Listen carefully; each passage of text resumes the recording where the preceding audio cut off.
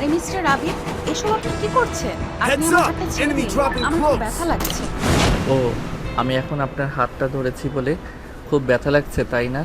আর public বাসে যখন ডলাডলি করেন তখন খুব ভালো লাগে। আরে এসব আপনি কি বলছেন? আমাকে প্রতিদিন পাবলিক বাসে করে যাতায়াত করতে হয়, আর পাবলিক বাসে যাতায়াত করতে হলে এসব সমস্যার সম্মুখীন হতেই হয়, এটা সবাই জানে। হ্যাঁ, আমিও সেটাই বলছি। পাবলিক ভাষা যখন পরপুরুষের সঙ্গে ডলাডলি করেন তখন খুব ভালো লাগে। আর আমি যখন ভালোবেসে সম্মানের সাথে বিয়ে করে আমার জীবন সঙ্গী বানাতে চাই তখন সেটা আপনার ভালো লাগে না, কারণ আমি তো আপনাকে ওই পাবলিক বাসের যাত্রীদের মতো বাজেভাবে স্পর্শ করতে পারি না। মিস্টার আবির, প্লিজ আপনি আপনার এসব নোংরা কথাগুলো বন্ধ করুন। আর আমার খুব ব্যথা লাগছে। কিন্তু আবির প্রিয়াঙ্কার কোনো কথা শুনল না। প্রিয়াঙ্কার হাতটা অনেক জোরে চেপে ধরে আছে। এদিকে প্রিয়াঙ্কার শরীর খুব খারাপ লাগছে। এমনিতেই কয়দিন ধরে খুব টেনশনে আছে। তার ছোট ভাইটা তার কাছে একটা মোবাইল কেনার টাকা চেয়েছে, কিন্তু সে সেটা দিতে পারছে না। এটা নিয়ে ছোট ভাই অনেক অশান্তি করছে। হঠাৎ করে প্রিয়াঙ্কার মাথা ঘুরে গেল, আর সে এসব কিছু সহ্য করতে না পেরে অজ্ঞান হয়ে মাটিতে পড়ে যাচ্ছিল। তখনই আবির তাকে ধরে ফেলে আর বলতে থাকে, প্রিয়াঙ্কা, কি হয়েছে আপনার? পড়ে যাচ্ছেন কেন? কিন্তু প্রিয়াঙ্কা আবিরের কোনো কথার উত্তর দিতে পারল না। আবির প্রিয়াঙ্কাকে টেবিলের উপর শুয়ে দিল, তার মুখের উপর পানির ছিটা দিল, কিন্তু তাতেও কোনো কাজ হলো না। প্রিয়াঙ্কার জ্ঞান ফিরল না। অবস্থা খারাপ হতে পারে, এই কথা চিন্তা করে আবির তখনই প্রিয়াঙ্কাকে নিয়ে অফিস থেকে বের হয়ে যায়। আবির যখন প্রিয়াঙ্কাকে নিয়ে অফিস থেকে বের হয়েছিল তখন অফিসের অনেক কর্মচারী আবির আর প্রিয়াঙ্কার দিকে হা করে তাকিয়েছিল। তারা ব্যাপারটা কী হয়েছে কিছুই বুঝতে পারছিল না, কিন্তু আবির সেটা বুঝতে পেরেও তাদের প্রশ্নের কোনো উত্তর না দিয়ে প্রিয়াঙ্কাকে নিয়ে বের হয়ে যায়, কারণ এখানে দাঁড়িয়ে তাদের প্রশ্নের উত্তর দিতে গেলে শুধু সময় নষ্ট হবে। প্রিয়াঙ্কাকে নিয়ে যত তাড়াতাড়ি সম্ভব হসপিটালে পৌঁছাতে হবে। অফিস থেকে বের হয়ে আবির প্রিয়াঙ্কাকে বাড়ির পিছনের দিকে ছুঁয়ে দিল, আর তারপর নিজেই ব্যাগ করতে লাগলো। প্রায় আধা ঘন্টার মতো লাগলো হসপিটালে এসে পৌঁছাতে। আমি ডক্টরকে ফোন করে প্রিয়াঙ্কা আর সেই প্রিয়াঙ্কাকে ব্যাগ আর ডক্টর দেখলো। প্রায় ঘন্টা খানিক পর প্রিয়াঙ্কাকে কেবিনে শিফট করা হয়েছে। আমির কেবিনের বাইরে দাঁড়িয়ে অপেক্ষা করছে কখন ডাক্তার তাকে পারমিশন দেবে আর সে প্রিয়াঙ্কার সঙ্গে কথা বলবে। তখনই ডাক্তার কেবিন থেকে বের হয়, আর আবির দৌড়ে গিয়ে ডাক্তারের সামনে দাঁড়ায় আর বলতে থাকে, কি ব্যাপার ডক্টর? মিস প্রিয়াঙ্কা এখন কেমন আছেন? ওনার কি জ্ঞান ফিরে এসেছে? আমি কি ওনার সঙ্গে দেখা করতে পারি? ওনার এখনো জ্ঞান ফিরেনি। জ্ঞান ফিরে আসতে আরও সময় লাগবে। পেশেন্টের জ্ঞান ফিরে আসলে আপনাকে জানানো হবে। এই কথা বলে ডাক্তার সেখান থেকে চলে গেল। আর এদিকে আবির ওয়েটিং রুমে বসে বসে অপেক্ষা করতে লাগলো কখনো প্রিয়াঙ্কার জ্ঞান ফিরে আসবে আর কখন সে প্রিয়াঙ্কার সঙ্গে দেখা করবে, কথা বলবে। সময় কেটে যাবে। প্রায় 1 ঘন্টা পর প্রিয়াঙ্কার জ্ঞান ফিরে আসলো। নার্স এসে আবিরকে এই খবরটি দেওয়া মাত্র আবির দৌড়ে প্রিয়াঙ্কার টেবিলে চলে গেল। আবির একটা চেয়ার টেনে প্রিয়াঙ্কার পাশে এসে বসলো। তারপর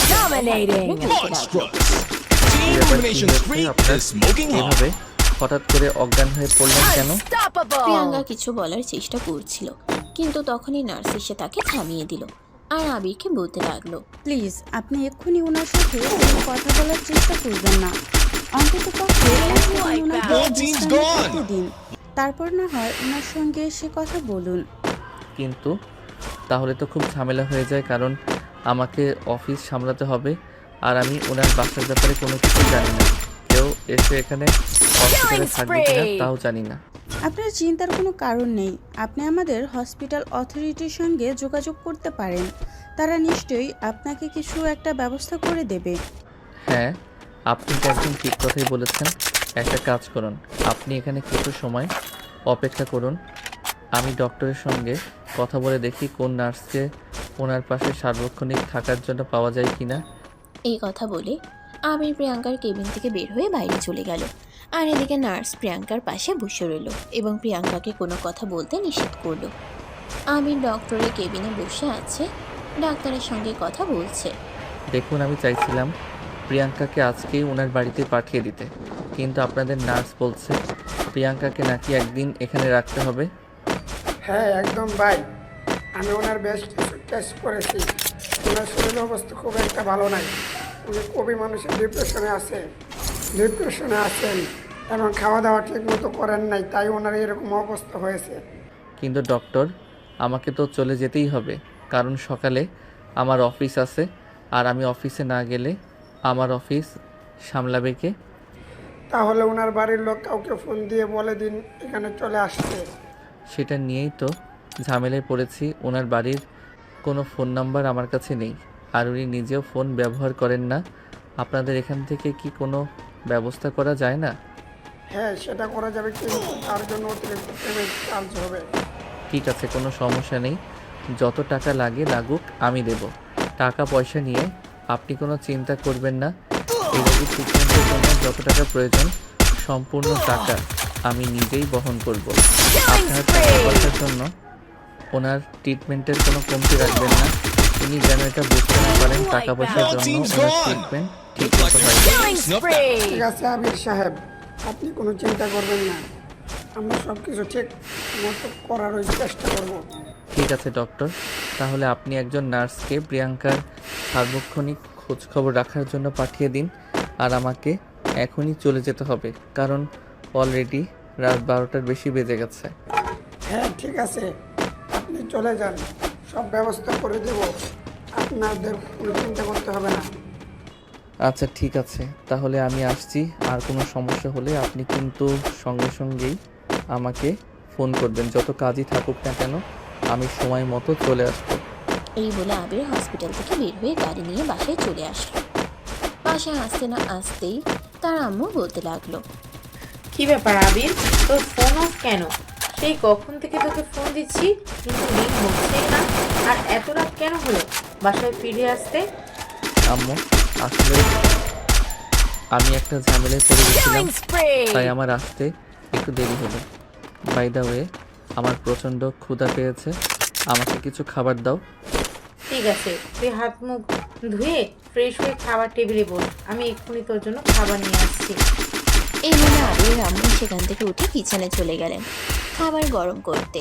এদিকে আবির নিজের রুমে এসে কাপড় চোপড় চেঞ্জ করে ফ্রেশ হয়ে টাওয়ালটা হাত মুছতে মুছতে ডাইনিং টেবিলে চলে আসলো। তার আম্মু তাকে খাবার বেড়ে দিল। খাবার খেয়ে চুপচাপ রুমে গিয়ে শুয়ে পড়ল। রাত আনুমানিক 2টার কাছাকাছি বাজে। আবিরের ঘুম আসছে না, বারবার প্রিয়াঙ্কার কথা মনে পড়ছে, তাই সে হসপিটালের রিসেপশনে ফোন দিল। আসসালামু আলাইকুম, 103 নাম্বার কেবিনে প্রিয়াঙ্কার নামে পেশেন্ট আছে, আমি ওনার সঙ্গে একটু কথা বলতে চাই। ওনার সঙ্গে তো আপনি কথা বলতে পারবেন না, ডক্টর বলে দিয়েছে 24 ঘন্টা ওনাকে ফুল রেস্টে থাকতে হবে। উনি কারোর সঙ্গে কোনো কথা বলতে পারবে না। ঠিক আছে, কোনো সমস্যা নেই, কিন্তু আমি কি ওনার বর্তমান আপডেট জানতে পারি? আমি ওনার বর্তমান আপডেটের জানার জন্যই ফোন করেছি। ঠিক আছে, তাহলে আপনি লাইনে থাকুন, আমি 1 মিনিটের মধ্যেই আপনাকে জানাচ্ছি। এই কথা বলে নার্সিংটা লাইনে রেখেই প্রিয়াঙ্কার কেবিনে চলে গেল। প্রিয়াঙ্কার খোঁজ নিয়ে মিনিট খানেকের মধ্যেই নার্স ফিরে আসলো আর ফোনে আবিরকে বলতে লাগলো, ওনার ব্যবস্থা এখন আলহামদুলিল্লাহ, উনি এখন ঘুমাচ্ছেন, আপনার চিন্তার কোনো কারণ নেই। ঠিক আছে নার্স, আপনাকে অসংখ্য ধন্যবাদ। এই বলে আবির ফোনটা কেটে দিয়ে ঘুমানোর চেষ্টা করলো। তার ঘুম আস্তে আস্তে প্রায় রাত 4টার মতো বেজে গেল। সকালবেলা তার আম্মু তাকে ঘুম থেকে ডেকে তুলল। ঘুম থেকে উঠে এসে দেখতে পারলো অলরেডি সকাল 9টা বেজে গেছে। তাড়াহুড়ো করে ফ্রেশ হয়ে নাস্তা না করেই অফিসের উদ্দেশ্যে বের হয়ে পড়ল। যদিও তার আম্মু তাকে বারবার বলছিল নাস্তা করে তারপর অফিসে যাওয়ার জন্য, কিন্তু সে নাস্তা না করেই বেরিয়ে যায়। কেন আজ অফিসে অনেক কাজ পড়ে আছে। এদিকে প্রিয়াঙ্কা অফিসে নেই। প্রিয়াঙ্কা আবিরের পার্সোনাল অ্যাসিস্ট্যান্ট, আবিরের সমস্ত কাজ প্রিয়াঙ্কাকে সামাল দিতে হয়। যেহেতু আজ প্রিয়াঙ্কা নেই, তাই আবিরকে আজ অনেকটাই চাপের মধ্যে সময় কাটাতে হবে। অফিসে সেই আবির নিজের কেবিনে কাজ করছিল। তখনই আবিরের ম্যানেজার আবিরের কেবিনে আসে আর বলে, আসসালামু আলাইকুম স্যার, আমি কি ভিতরে আসতে পারি? হ্যাঁ নিশ্চয়ই। ম্যানেজার সাহেব, আপনি কিছু বলবেন নাকি? হ্যাঁ স্যার, না মানে আসলে আমি আপনার সঙ্গে একটু কথা বলতে চাইছিলাম। হ্যাঁ, তো এভাবে আমতা আমতা করছেন কেন? আর আপনি দাঁড়িয়ে আছেন কেন? বসুন, বসে কথা বলুন। আবিরের কথায় আবিরের টেবিলের সামনে রাখা চেয়ারে ম্যানেজার সাহেব বসলেন। তারপরও তিনি বেশ কিছুক্ষণ চুপ করে রইলেন, কোনো কথাই বলছিলেন না। তাই আবির আবারও ম্যানেজার সাহেবকে বলতে লাগলেন, কি ব্যাপার ম্যানেজার সাহেব, আপনি হয়তো আমাকে কিছু বলতে এসেছিলেন। তাহলে এভাবে চুপচাপ বসে আছেন কেন? কোনো কথা বলছেন না কেন? না মানে আসলে স্যার আমরা সবাই প্রিয়াঙ্কার ব্যাপারে একটু দেখি। কাল আমরা সবাই দেখলাম আপনি প্রিয়াঙ্কাকে দিয়ে অফিসের থেকে বের হয়ে গেছেন। তারপর প্রিয়াঙ্কার আর কোনো খোঁজ নেই, আজ অফিসেও আসেনি। আবির তখনই হাতের ইশারায় ম্যানেজার সাহেবকে থামিয়ে দিল, কারণ সে খুব ভালোভাবেই বুঝতে পারছে তিনি কি বলতে চাইছেন। তাই আবির ম্যানেজার সাহেবকে বলতে লাগলো, প্রিয়াঙ্কাকে নিয়ে আপনাদের এত মাথা ব্যথা কেন আমি সেটা জানতে পারি? প্রিয়াঙ্কা অফিসের আর 5টা সাধারণ এমপ্লয়ির মতোই একজন এমপ্লয়ি। তাহলে তাকে নিয়ে আপনাদের এত মাথা ব্যথা দেখানোর কারণটা কি আমি জানতে পারি? না মানে স্যার আসলে আমরা সবাই দেখছিলাম কাল যখন প্রিয়াঙ্কাকে নিয়ে আপনি অফিস থেকে বের হলেন ছিল না। হ্যাঁ, প্রিয়াঙ্কা অসুস্থ আর প্রিয়াঙ্কা এই মুহূর্তে হসপিটালে আছে। কাল হঠাৎ করে প্রিয়াঙ্কা অসুস্থ হয়ে গেছে, তাই আমি প্রিয়াঙ্কাকে নিয়ে হসপিটালে গিয়েছি। এতে যদি আপনাদের কোনো সমস্যা থাকে তাহলে আপনারা নিজেদের দোকান বন্ধ রাখতে পারেন, কিন্তু প্রিয়াঙ্কার ব্যাপারে কোনো কথা বলা চলবে না। ম্যানেজার তখন চুপ করে কারণ সে খুব ভালোভাবেই বুঝতে পারল এই মুহূর্তে আবিরের সামনে প্রিয়াঙ্কার ব্যাপারে কোনো কথা বলা মানে নিজের বিপদ নিজেই ডেকে আনা। তার চাইতে বরং এটাই ভালো মুখ বন্ধ করে এখান থেকে চলে যাওয়া। এদিকে ঠিক তখনই একটা 17-18 বছরের তরুণী নিয়ে আবির কেবিনের সামনে এসে নক করেছে আর বলছে, আসসালামু আলাইকুম, আমি ভিতরে আসতে পারি? হ্যাঁ আসুন, কিন্তু আপনি কে? আপনাকে তো চিনতে পারলাম না। আমি রিয়া, প্রিয়াঙ্কার ছোট বোন। আপনি নিশ্চয়ই আবির সাহেব? ও হ্যাঁ, চিনতে পেরেছি। আর হ্যাঁ, আমি আবির সাহেব। দেখুন, আমি জানি না এই কথাটা আপনার কাছে বলা ঠিক হচ্ছে কিনা, তারপরও আমাকে বলতে হচ্ছে। আপু কাল সকালে বাসা থেকে বের হলে অফিসে আসার জন্য, কিন্তু তারপর আর বাসায় যায়নি। এখনো পর্যন্ত আপুর কোনো খোঁজ পাইনি। আপনি কি এ ব্যাপারে আমাকে কোনো হেল্প করতে পারেন? হ্যাঁ নিশ্চয়ই, কারণ আপনার আপুকে আমি নিজেই হসপিটালে নিয়ে গিয়েছি। ওনার শরীরের অবস্থা ভালো নয়। হায় আল্লাহ, এটা আপনি কি বলছেন? আপুর কি হয়েছে? আর আপু কোন হসপিটালে আছে? আপনি প্লিজ আমাকে অ্যাড্রেসটা দিন, আমি আপুর সঙ্গে দেখা করব। অ্যাড্রেস আমি দিতেই পারি, কিন্তু তাতে কোনো লাভ হবে না। আপনি এক কাজ করুন, বিকালে আসুন, আমি আপনাকে সঙ্গে নিয়ে হসপিটালে যাব। এখন আপনি হসপিটালে গেলেও প্রিয়াঙ্কার সঙ্গে আপনাকে দেখা করতে দিব না। কেন? কি হয়েছে আমার আপুর? সেটা তো আপনি আমাকে বলবেন। আপনি তো ঘরের মানুষ, আপনার তো আমার চাইতে ভালো জানার কথা। তাহলে আপনি আমাকে কেন প্রশ্ন করছেন? প্রিয়া তখন একটু শান্ত হয়ে বসলো আর বেশ কিছুক্ষণ চুপ থাকার পর সে আবিরকে উদ্দেশ্য করে বলতে লাগলো, দেখুন, আমার বাবা মারা গেছে যখন আমরা ছোট ছোট। দেখুন, আমার বাবা মারা গেছে যখন আমরা ছোট ছোট। তারপর থেকে আপু একাই আমাদের পরিবারটাকে সামাল দিচ্ছে। আমাদের মাও বেঁচে নেই। আমরা 2 ভাই 2 বোন। আমার ভাই 2টা একদমই মানুষ নয়। ওরা সব সময় সব কিছুর জন্য আপুকে খুব বেশি প্রেশার দেয়। তাই জন্য আপু সব সময় খুব চিন্তায় থাকে। আপু মাস গেলে যে টাকা বেতন পাই, সেটা দিয়ে আমাদের পরিবার ঠিকমতো চললেও আমার ভাইয়ের উচ্চাকাঙ্ক্ষী আশাগুলো পূরণ করা হয় না। তাই তারা সব সময় আপুর সঙ্গে খারাপ আচরণ করে আর প্রেশার দেয়। এসব আপনি কি বলছেন? হ্যাঁ, আমি একদম সত্য কথাই বলছি। আপনি আপনার ভাইদেরকে বুঝিয়ে বলেননি? ওরা বুঝলে তো ওদেরকে বুঝিয়ে বলা যায়, কিন্তু ওরা যদি কিছু না বোঝে তাহলে ওদের কিভাবে বুঝিয়ে বলবো বলুন? দেখুন, ছোট বাচ্চারা একটা ব্যাপার বোঝানো যায়, কিন্তু বড়দেরকে সেটা বোঝানো যায় না। হ্যাঁ, সেটাও আপনি একদম ঠিক কথাই বলেছেন। বাই দ্য ওয়ে, আমার তো এখন একটু কাজ আছে, আমি কাজটা শেষ করি। ততক্ষণ আপনি ওয়েটিং রুমে বসে অপেক্ষা করুন, আর আমি আপনার জন্য দুপুরের খাবারের ব্যবস্থা করে দিচ্ছি। না, সেটার কোনো প্রয়োজন হবে না। আমি যতক্ষণ পর্যন্ত আপুর সঙ্গে দেখা করতে না পারবো ততক্ষণ পর্যন্ত আমার গলা দিয়ে খাবার নামবে না। হাজার হোক সে আমার মায়ের পেটের বোন। ভাইদের কথা বাদই দিলাম। আমি যদি আমার বোনকে বুঝতে না পারি তাহলে কে বুঝবে বলুন? এই বলে রিয়া আবিরের কেবিন থেকে বেরিয়ে চলে গেল। আর এদিকে আবির নিজের কেবিনে বসে কাজ করতে লাগলো। দুপুরের খাবারের সময় হয়ে আসলে আবির রিয়া আর তার জন্য খাবার অর্ডার করে। কিছুক্ষণ পরে আবির অফিসের পিয়নকে দিয়ে রিয়াকে আবারও নিজের কেবিনে ডেকে নেয় আর বলে, দেখুন আপনার বোন এখন আগের চাইতে ভালো আছে। আমি কিছুক্ষণ ভালো হসপিটালের কথা বলেছি, খাবারটা খেয়ে নিন, কিছুক্ষণ পরে আপনাকে নিয়ে হসপিটালে যাব। রিয়া তখন আর কোনো কথা বলল না, চুপচাপ বাধ্য মেয়ের মতো খাবারটা খেয়ে নিল। কারণ কাল রাত থেকে তার বোনে কিছুই করেনি, শুধুমাত্র বোনের চিন্তা।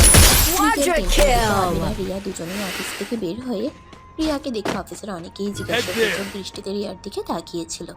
সবাই কিছু না কিছু জিজ্ঞাসা করতে চাইছিল, কিন্তু আবির সেই সব কিছুকে পাত্তা না দিয়ে রিয়াকে নিয়ে অফিস থেকে বের হয়ে আসে। হসপিটালে এসে সোজা প্রিয়াঙ্কার কেবিনে চলে গেল। রিয়া বোনকে দেখা মাত্রই দৌড়ে তার কাছে চলে গেল আর কান্না করতে করতে বলতে লাগলো, আপু, আমি আগেই বলেছিলাম এদেরকে এত পাত্তা দিও না। এদের নিয়ে তুমি শুধু শুধু টেনশন করো না, ওরা তোমার কথা কখনোই বুঝবে না। কিন্তু তুমি তো আমার কোনো কথাই শুনলে না। তুমি সবসময় শুধু নিজের দায়িত্বটাই দেখে গেছো, আর যার জন্য তোমার এই অবস্থা। আপনি বোন আমার কিছুই হয়নি। আমি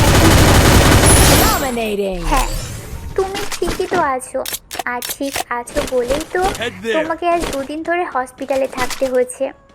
মিস প্রিয়াঙ্কা, আপনি আগামী 1 মাস বাসায় থাকবেন, আপনাকে অফিসে আসতে হবে না। হঠাৎ করে এই কথাটা বলে উঠল আবির। আর এই কথাটা শুনে শোয়া থেকে ধরা পড়ে উঠে বসলো প্রিয়াঙ্কা আর বলতে লাগলো, কিন্তু স্যার কেন? প্লিজ আপনি আমার সঙ্গে এরকমটা করবেন না। আমি যদি চাকরি না করি তাহলে আমার ভাই বোনগুলোর মুখে খাবার তুলে দিতে পারবো না। প্লিজ আপনি আমার সঙ্গে এরকমটা করবেন না। দেখ আপু, তোর নিজের জীবনের চাইতে আমাদের মূল্যটা বেশি নয়। আমরা বেঁচে আছি এবং ভালো আছি, কিন্তু তুই নিজের কি অবস্থা করেছিস সেটা একবার দেখেছিস? হ্যাঁ, একদমই তাই। মা বাবা বেঁচে নেই, ভাই বোনের দায়িত্ব নিতেই হবে। কিন্তু তাই বলে নিজের চিন্তা বাদ দিয়ে ভাই বোনের দায়িত্ব নিতে হবে, এটা কোনো হাদিসে লেখা নেই।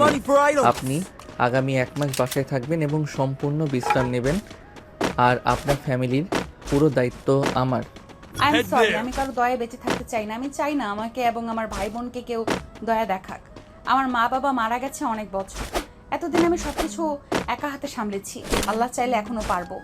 তখনই আবির প্রিয়াঙ্কাকে অনেক জোরে একটা ধমক দেয় আর বলতে থাকে, চুপ করুন আপনি, আর একটাও কথা বলবেন না, তাহলে কিন্তু আমার চাইতে খারাপ কেউ হবে না। আপনাকে যেটা বলেছি আপনি সেটাই করবেন। আগামী 1 মাস আপনি সম্পূর্ণ রেস্ট নেবেন। এই বলে আবির পকেট থেকে একটা 1 লক্ষ টাকার বান্ডেল বের করলো আর সেটা রিয়ার হাতে তুলে দিয়ে বলতে লাগলো, এই নাও, এখানে 1 লক্ষ টাকা আছে, এটা দিয়ে যতদিন চলতে পারো চলবে। আর কোনো সমস্যা হলে আমার অফিসে চলে আসবে, যত টাকা লাগে আমি দেব। কিন্তু কোনো কিন্তু নয়, তুমি তো চাও তোমার বোন ভালো থাকুক, আর যদি চাও তোমার মন ভালো থাকুক তাহলে এটা তোমাকে করতেই হবে। ঠিক আছে ভাইয়া, আপনাকে অসংখ্য ধন্যবাদ। আপনার কাছে চিরঋণী হয়ে রইলাম। একদমই না রিয়া, তুই ওনার টাকাটা ফেরত দিয়ে দে। উনি আমাকে ওনার অফিসে চাকরি করতে না দিলে আমি অন্য অফিসে চাকরি নেব, কিন্তু কারোর দয়ায় আমি বেঁচে থাকতে চাই না। আবিরের মেজাজ তখন অনেক বেশি গরম হয়ে গেল, তাই সে বলতে লাগলো, অনেক অহংকার হয়েছে আপনার, তাই না? নিজে মরে যাবেন, তাও কারোর থেকে সহযোগিতা নেবেন না। ওই যে বাংলায় বলে না, ভাঙবেন কিন্তু মচকাবেন না। আমি আপনাকে দয়া দেখাচ্ছি না, সময় হলে আমি সুদে আসলে ফেরত নিয়ে নেব। আচ্ছা ভাইয়া, আপুকে কি আজ বাসায় নিয়ে যেতে পারবো? হ্যাঁ, তুমি এখানে অপেক্ষা করো, আমি ডক্টরের সঙ্গে কথা বলে রিলিজ করার ব্যবস্থা করছি। এই বলে আবির কেবিন থেকে বের হয়ে ডক্টরের সঙ্গে কথা বলতে চলে গেল। এদিকে প্রিয়াঙ্কা তখনই রিয়াকে বলতে লাগলো, দেখ, এটা কিন্তু একদম ঠিক করলি না। আপু, ঠিক নাকি ভুল করেছি সেটা সময় হলে দেখা যাবে, কিন্তু এই মুহূর্তে তোমার যেটা প্রয়োজন সেটা তো তোমার লাগবেই। তুমি সুস্থ হয়ে ফিরে আসো, তারপর যদি কোনোদিন তোমার সামর্থ্য হয় তাহলে তুমি ওনাকে এটা ফেরত দিয়ে দিও, তাহলেই তো ঝামেলা চুকে যায়। হ্যাঁ সেটাই, কিন্তু সেই দিন কোনো দিন আসবে কিনা সেটা আদৌ আমার জানা নেই। এদিকে আবির তখন ডক্টরের সঙ্গে কথা বলছে। ডক্টর, আপনারা তো বলেছিলেন প্রিয়াঙ্কাকে আজ রিলিজ করবেন, তো প্রিয়াঙ্কাকে কি আজ বাড়িতে নিয়ে যাওয়া যাবে? হ্যাঁ অবশ্যই, তবে ওনাকে বেশ কিছুদিন বিশ্রামে থাকতে হবে, ঠিক মতো খাওয়া দাওয়া করতে হবে। আর সেই সঙ্গে আমি কিছু ওষুধ লিখে দিচ্ছি, ওগুলো ঠিক মতো খেতে হবে। ওষুধগুলো ঠিক মতো না খেলে কিন্তু একদম সুস্থ হতে পারবেন না। ঠিক আছে, যা যা লাগবে সব আপনি প্রেসক্রিপশনে লিখে দিন। ডাক্তার একটা প্রেসক্রিপশন লিখে সেটা আবিরের হাতে তুলে দিল। সেই সঙ্গে হসপিটাল থেকে রিলিজও করে দিল। আবির প্রিয়াঙ্কাকে নিয়ে গাড়িতে এসে বসলো। সেই সঙ্গে প্রিয়াঙ্কার ছোট বোন রিয়া তখনই আবির রিয়াকে উদ্দেশ্য করে বলল, আমি তোমাদের বাসা পর্যন্ত পৌঁছে দিয়ে আসি। তাহলে তো খুবই ভালো হয়। তখনই সেই কথায় বাধা হয়ে দাঁড়ালো প্রিয়াঙ্কা। প্রিয়াঙ্কা বলতে লাগলো, না, আপনাকে কষ্ট করে আমাদের বাড়িতে যেতে হবে না, আমরাই চলে যেতে পারবো। কথাটা বলতেই আবির প্রিয়াঙ্কাকে একটা ধমক দিয়ে বলতে লাগলো, আপনি সবসময় এত কথা বলেন কেন? আমি আপনাকে কোনো কিছু জিজ্ঞাসা করেছি নাকি? আপনাকে তো বলেছি আপনি চুপচাপ বসে থাকুন, তারপরও কেন এত কথা বলছেন? আমিরের ধমকে প্রিয়াঙ্কা চুপসে গেল, আর কোনো কথাই বলল না। চুপচাপ গাড়িতে বসে রইল। সুপার শপের সামনে এসে আবির গাড়িতে দাঁড় করালো। আর তারপর প্রিয়াকে তার সঙ্গে নেমে আসতে বললো, আর প্রিয়াঙ্কাকে গাড়ির ভিতরে বসে থাকতে বললো। কথা বললেই আবার ধমক শুনতে হবে, তাই প্রিয়াঙ্কা কোনো কথা না বলে চুপচাপ গাড়ির ভিতরে বসে রইল। আমি প্রিয়াঙ্কাকে নিয়ে সুপার শপের ভিতরে ঢুকে যাই। সেখান থেকে রিয়াকে জিজ্ঞাসা করে করে তাদের প্রয়োজনীয় সব কিছু কিনে নিল, আর সেই সঙ্গে প্রিয়াঙ্কার জন্য বেশ কিছু ফলমূলও কিনে নিল। সুপার শপ থেকে বের হয়ে আসলো আবির আর প্রিয়াঙ্কা।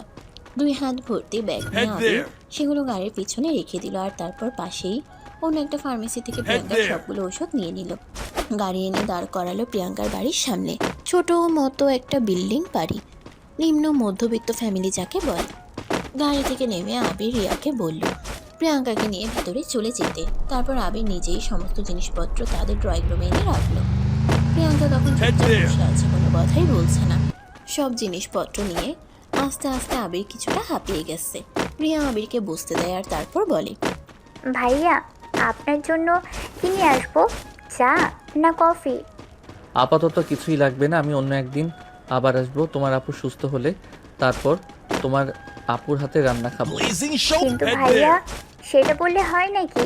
আপনি আমার আপুর জন্য এত কিছু করেছেন, আর এই প্রথমবার আমাদের বাড়িতে এসেছেন, খালি হাতে চলে যাবেন, এটা তো হতেই পারে না।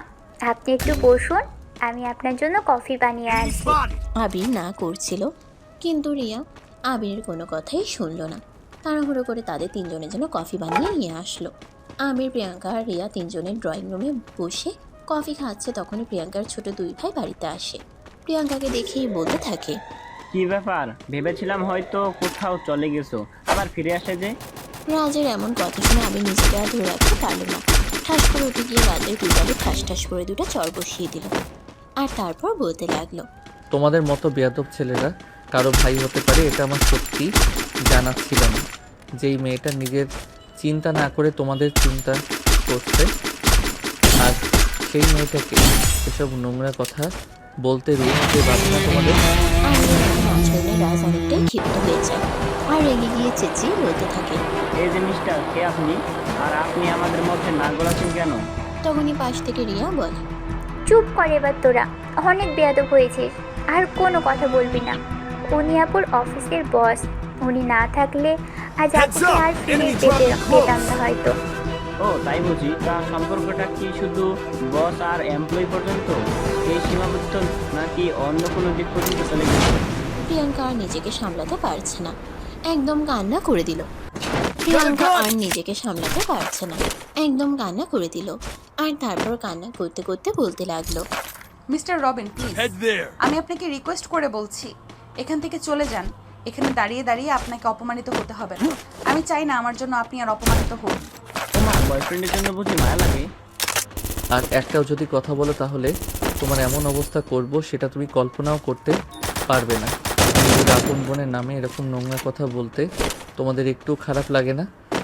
যেই বোন ভাইদের ইচ্ছা অনিচ্ছা পূরণ করতে পারে না, সেই বোনের জন্য কেন খারাপ লাগবে? ও যদি আমাদের বোন হতো তাহলে আমাদের কথা চিন্তা করতো, আমরা কোনো কিছু মুখ ফুটে চাওয়ার আগে সেটা আমাদের চোখের সামনে হাজির করতো।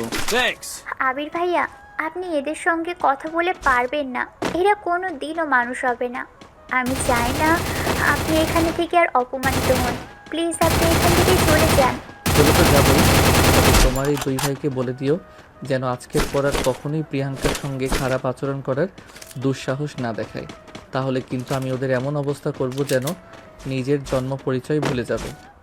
এই বলে আবির হন হন করে বাসা থেকে বেরিয়ে চলে গেল। আর এদিকে তখনই রিয়া তার দুই ভাইকে বলতে লাগলো, এই দিন দেখার জন্য আপু তোদেরকে এত কষ্ট করে এই পর্যন্ত নিয়ে এসেছে, শেষে কিনা অফিসের বসের সামনে তাকে অপমানিত করলি। যা করেছি বেশ করেছি, যে যেটার উপযোগ্য তার সঙ্গে সেটাই করেছি। এর চাইতে ভালো কিছু পাওয়ার যোগ্যতা এই মেয়েটার নেই। প্রিয়াঙ্কা এতক্ষণ ধরে সবকিছুই শুনছে। ভাইয়ের এই কথাটা আর নিতে না পেরে প্রিয়াঙ্কা বলে, প্লিজ এবার তোরা এসব নোংরা কথাটা বন্ধ কর। হ্যাঁ, আমারই ভুল। আমি তোদের খাইয়ে পড়িয়ে মানুষ করে ভুল করেছি, তোদের পড়াশোনার খরচ জুগিয়ে ভুল করেছি, তোদের ইচ্ছা অনিচ্ছাগুলোকে গুরুত্ব দিয়ে ভুল করেছি। আমার উচিত ছিল মা বাবা মারা যাওয়ার পর তোদেরকে ফেলে নিজের চিন্তা করে দূরে কোথাও চলে যাওয়া। এই বলে প্রিয়াঙ্কা কান্না করতে থাকে। রিয়া তখন প্রিয়াঙ্কাকে নিয়ে রুমের ভিতর চলে যায় আর তারপর তাকে বিশ্রাম নিতে বলে। এদিকে রিয়া সমস্ত জিনিসপত্র গুছাচ্ছিল, তখনই রাজ আর তার ভাই শুভ চিৎকার করতে থাকে, এই রিয়া, খাবার কোথায়? তাড়াতাড়ি খাবার দে। আমি পারবো না তোদের খাবার দিতে। তোদের যদি খাবার খাওয়ার ইচ্ছে থাকে তাহলে নিচে কামাই করে খা। আপুর গায়ে বসে বসে আর কত খাবি? মেয়েটাকে তুই একটু শান্তি মতো বেঁচে থাকতেও তোরা দিবি না, তাহলে তার কামাই খেতে এত ভালো লাগে কেন? দেখ, একদম চড়াং চড়াং কথা বলিস না। এই তো আর কদিন, শুধু চাকরিটা পেতে দে, তাহলে আর কোনো দিন এই বাসার ত্রিসীমানায় আসবো না। তাহলে এখন কেন পড়ে রয়েছিস? এখনই চলে যা, তোদের দেখলেই আমার গা জ্বলে যায়। রিয়া দেখ, তোকে শেষবারের মতো বলছি, এত কথা বলিস না, চুপচাপ আমাদের খাবার দিই। খাবার রান্না হয়নি। আমি একটু আগেই আপুকে হসপিটাল থেকে নিয়ে বাসায় এসেছি। খাবার খেতে হলে 2 ঘন্টা অপেক্ষা করতে হবে। এই বলে রিয়া সমস্ত জিনিস গুছাতে শুরু করলো। রান্না শেষ করতে করতে রাত 10টার মতো বেজে গেল। রান্না শেষ করে রিয়া প্রিয়াঙ্কার জন্য খাবার নিয়ে রুমে চলে গেল। এটা দেখে প্রিয়াঙ্কা বলতে লাগলো, কি ব্যাপার, তুই ওদেরকে খাবার না দিয়ে আমার জন্য খাবার নিয়ে আসলি? ওরা তো বললো ওদের খিদে পেয়েছে, তাহলে আগে ওদের খেতে দিতি। খাবারটা নিয়ে খাওয়ার মতো শক্তি ওদের শরীরে আছে। ওদের যদি ইচ্ছে হয় খাবার নিয়ে খেতে যাবে, আর না খেলে নাই। আগে তুমি খাবারটা খেয়ে নাও, তোমাকে ঠিক মতো ওষুধগুলো খেতে হবে। এই বলে রিয়া নিজেই প্রিয়াঙ্কাকে খাবারটা খাইয়ে দিতে লাগলো। এই বাড়িতে শুধুমাত্র একজন মানুষই আছে যে প্রিয়াঙ্কাকে বোঝে, সেটা হলো রিয়া। কিন্তু রিয়া এসব কিছু বুঝেই বা কী করবে?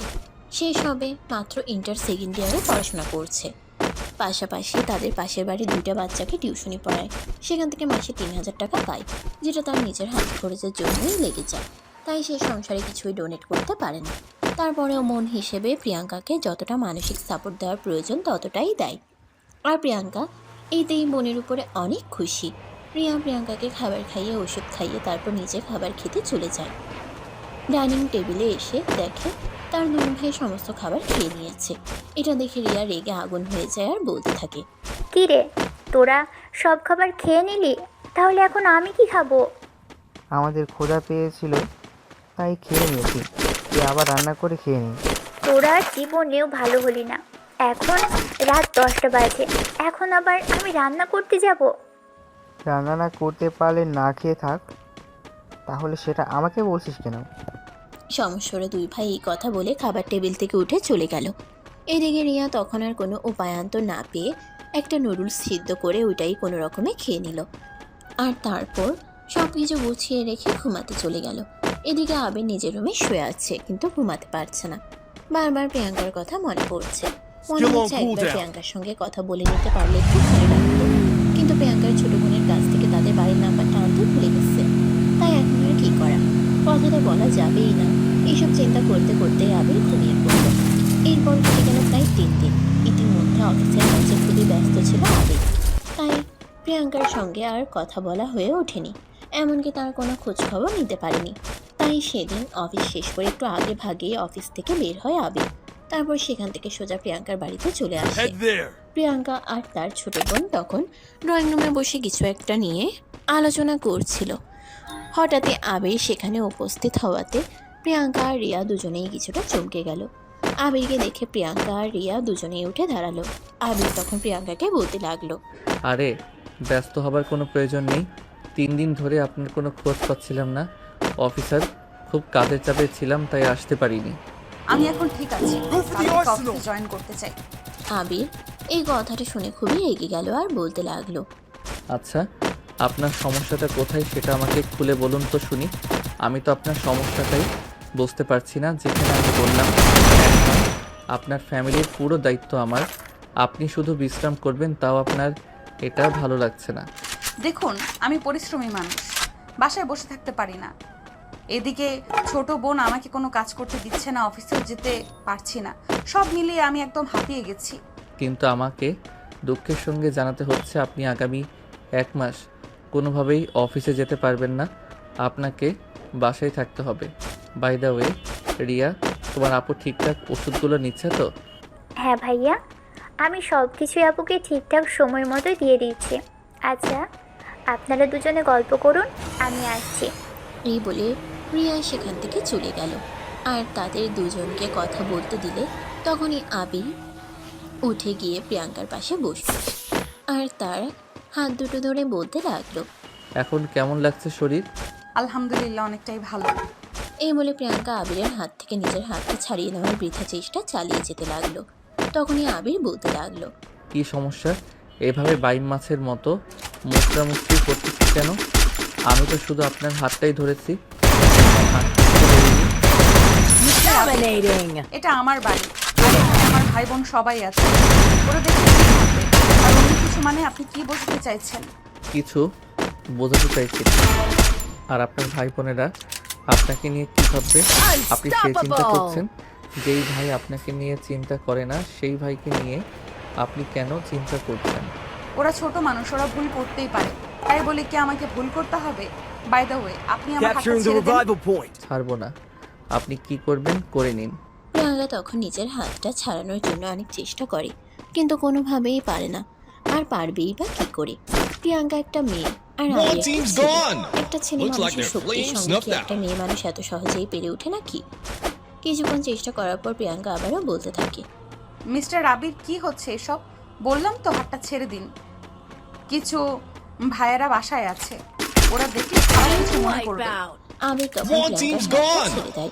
তারপর একটু সরে বসে আর তারপর বলতে থাকে, আচ্ছা আপনি আমার সঙ্গে কেন এরকম করেন বলেন তো? শুধুমাত্র একটাই কারণ, আপনি আমার অফিসের বস আর আমি আপনার অফিসে চাকরি করা সাধারণ একজন কর্মচারী। তার উপর আবার আমি আপনার সাথে বয়সে বড়। দেখুন, এই যুগে বয়স কোনো ম্যাটার না। ভালোবাসার ক্ষেত্রে বয়স কখনোই বাধা হয়ে দাঁড়াতে পারে না। বয়স শুধুমাত্র একটা সংখ্যা, আর ভালোবাসা জীবনের এক অমূল্য রতন। হ্যাঁ, সেটা তো আমি খুব ভালো করেই জানি। কিন্তু আপনি হয়তো ভুলে যাচ্ছেন, সমাজের অনেক উঁচু একটা জায়গায় আপনার অবস্থান, আর সমাজের সবচেয়ে নিচু জায়গাটায় আমার অবস্থান। তাছাড়া এমন নয় যে আমি আহামরি দেখতে। আমাকে দেখলে প্রেমে পড়তেই হবে, আমার সেরকম কোনো সৌন্দর্য নেই। আমি আপনার সৌন্দর্যের প্রেমে পড়িনি, আমি আপনার মনুষ্যত্ব আর ভালো মানুষের প্রেমে পড়েছি। আমি আপনাকে আপনার মন থেকে ভালোবেসেছি, আপনার চেহারা কিংবা আভিজাত্য দেখে নয়। এসব বাংলা সিনেমার ডায়লগ আমার সামনে দিতে আসবেন না প্লিজ। আমি এগুলো একদম পছন্দ করি না। আপনি আমার জন্য এবং আমার ফ্যামিলির জন্য যতটুকু করেছেন তার জন্য আমি চিরকৃতজ্ঞ। জানি না আপনার এই ঋণ কোনোদিন শোধ করতে পারবো কি, তবে আমার যদি কোনোদিন সামর্থ্য হয় তাহলে আমি অবশ্যই চেষ্টা করব। কিন্তু আপনি প্লিজ এসব ঝামেলা থেকে আমাকে রেহাই দিন।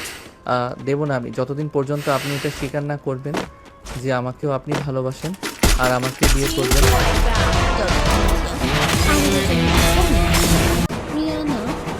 রিয়া নাস্তা প্লেট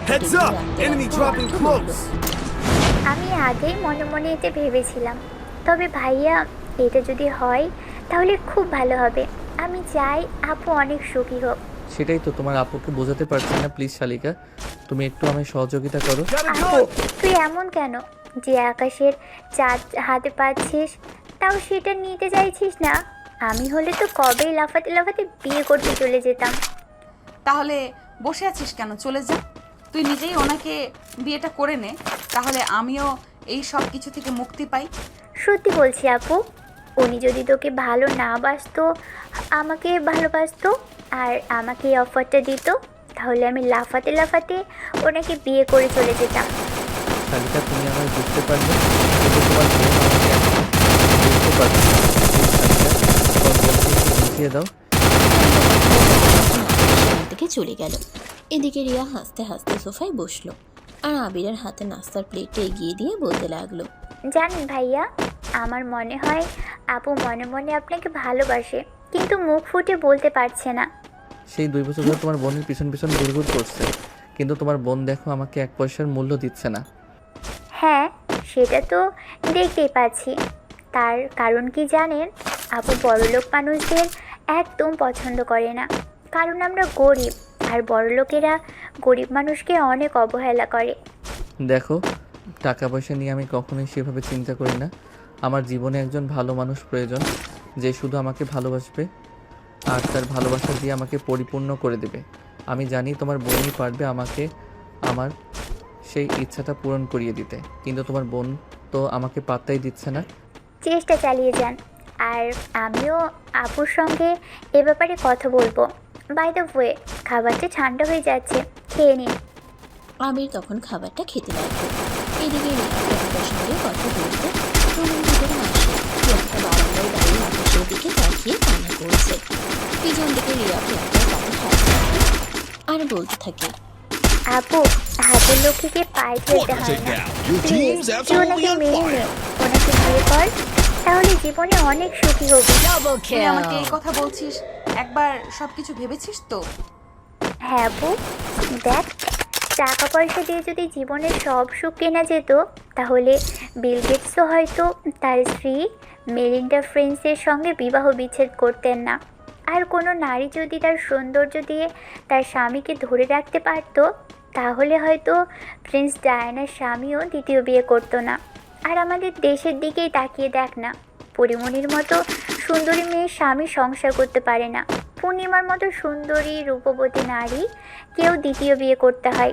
এতে কি প্রমাণিত হয়? না টাকা পয়সা কিংবা সৌন্দর্য দিয়ে ভালোবাসা আটকে রাখা যায় না। তুইও শেষমেশ এই কথাই বলছিস? হ্যাঁ আপু, তুই আমাদের কথা অনেক চিন্তা করেছিস, কিন্তু তোর নিজেকে নিয়েও তো একটু চিন্তা করতে হবে।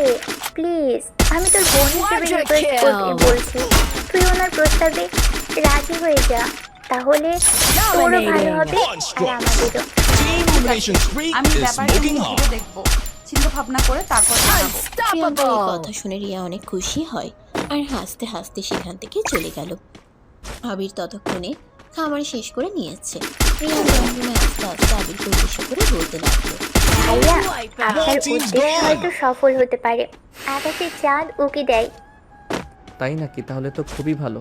শালিকা, তুমি যদি আমার বউকে রাজি করিয়ে দিতে পারো, তাহলে কিন্তু তোমার জন্য একটি স্পেশাল সারপ্রাইজ গিফট আছে। ওকে ভাইয়া, রাইট। তারপর রিয়া আর আবির দুজনেই বেশ কিছুক্ষণ বসে বসে গল্প করে। আবির রিয়ার কলেজ আর অন্য সব ব্যাপারে জিজ্ঞাসা করে।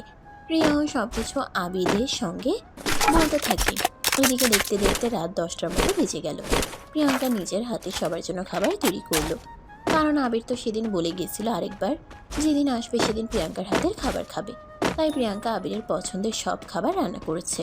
প্রিয়াঙ্কা আবিরের পার্সোনাল অ্যাসিস্ট্যান্ট, তাই সবসময় দুপুরের খাবারে আবির কী খেত না খেত সব কিছুই প্রিয়াঙ্কা দেখত।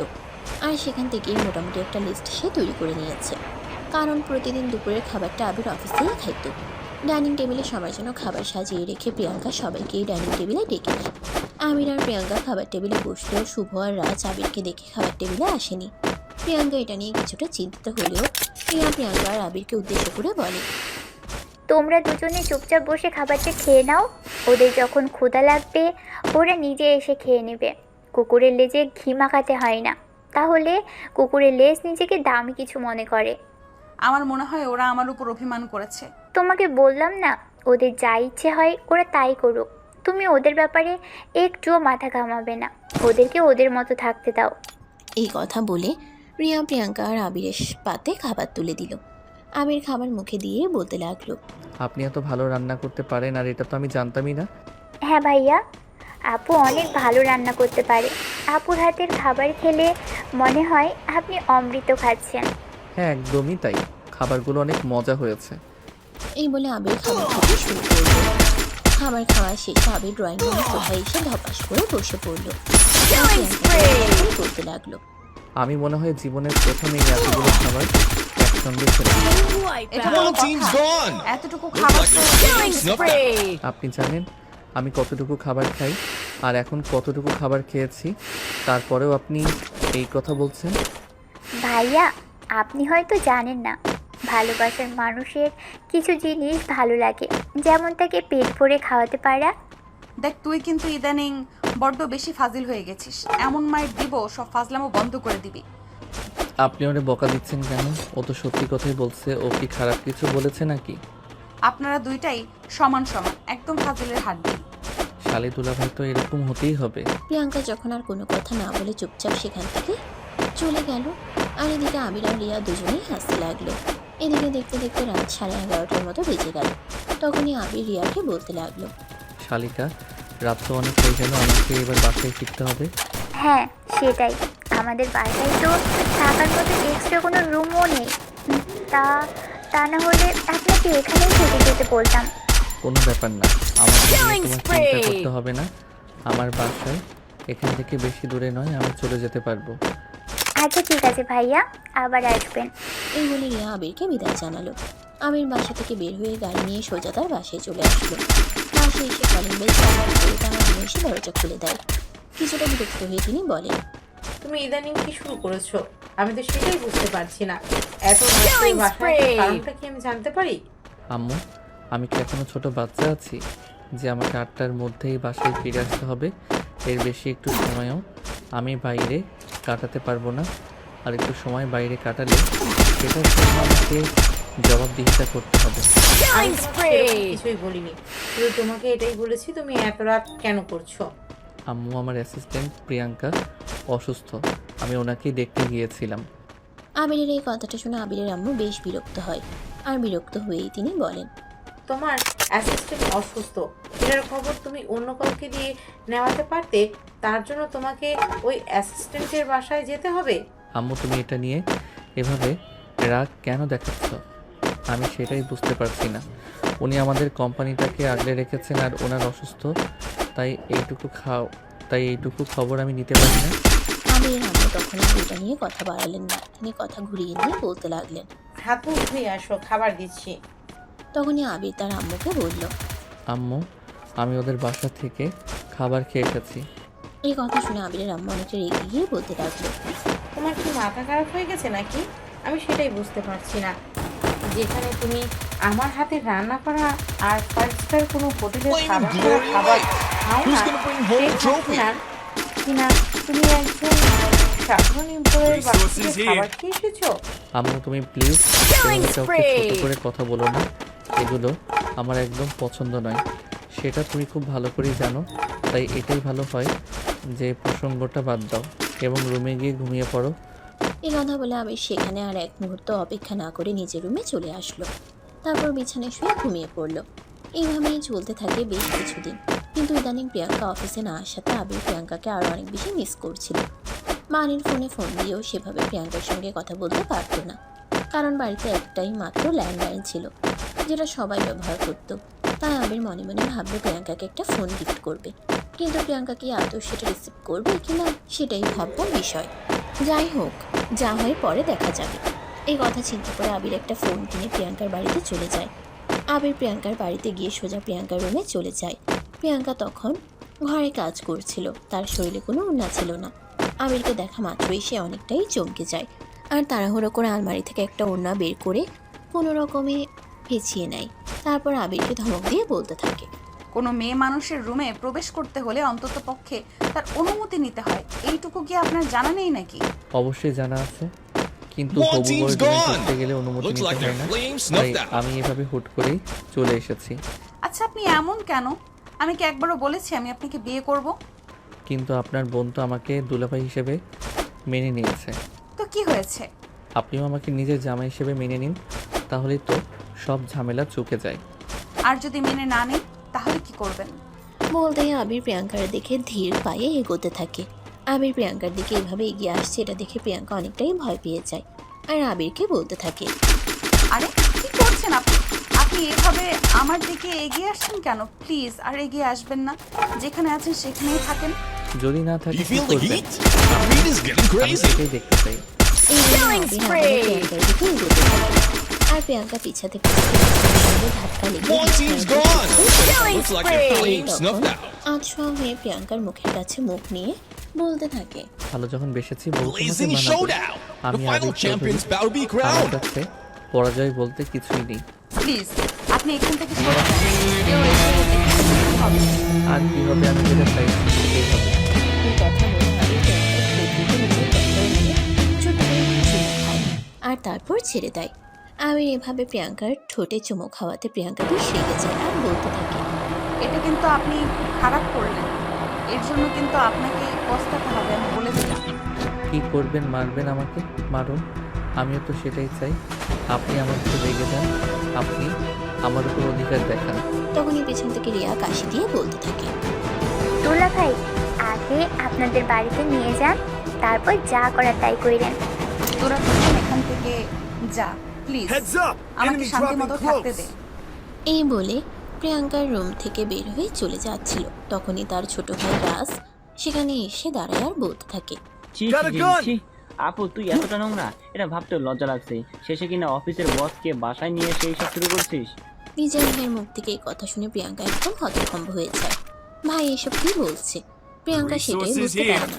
প্রিয়াঙ্কা কিছুটা বিস্মিত হয়ে ভাইয়ের দিকে তাকিয়ে বলতে থাকে, আরে ভাই, এসব তুই কি বলছিস? তোর কি মাথা খারাপ হয়ে গেছে নাকি? না, আমার মাথা খারাপ হবে কেন? আমার মাথা একদম ঠিক আছে। এতদিন খারাপ ছিল, এতদিন থেকে ভুল জেনেছিলাম। ভেবেছিলাম তুই হয়তো আমাদের খুব ভালো বোন, যে আমাদের কথা চিন্তা করে, কিন্তু এখন তো দেখছি এইসব আকাম কুকামও করে। রাজের এই কথা শুনে আবির আর নিজেকে কোনোভাবেই কন্ট্রোল করে রাখতে পারলো না। সোজা আবিরের শার্টের কলার ধরে 4টা চড় বসিয়ে দিয়ে বলতে থাকে, ছি ছি ছি, তোর মানসিকতা এতটা নিজ, নিজের বোনকে নোংরা কথা বলতে তোর জিভে আটকালো না? রাজ ততক্ষণে আবিরের কাছ থেকে নিজের শার্টের কলার ছাড়িয়ে নিয়ে বলতে থাকে, এই যে মিস্টার, অফিসের এমপ্লয়ির সঙ্গে এইসব নোংরা কাজ করেন, আবার আমাকে ধমক দিয়ে কথা বলছেন। আর একটা বাজে কথা বললে তোর মুখটা একদম ভেঙে ফেলবো। বেঁচে গেছিস শুধু তুই প্রিয়াঙ্কার ছোট ভাই বলে, তা না হলে আজ তোকে কি অবস্থা করতাম আল্লাহ জানে। Quadra Riya takedown. ততক্ষণে Your রাজকে team's রুমের absolutely বাইরে on নিয়ে আসা fire. আর বলতে থাকে, ছি ছি ভাইয়া, যে মানুষটা ফেরেশতার মতো হয়ে এসে আমাদের এত উপকার করছে, আর তার সম্পর্কে এভাবে এসব বাজে কথা বলতে পারলি?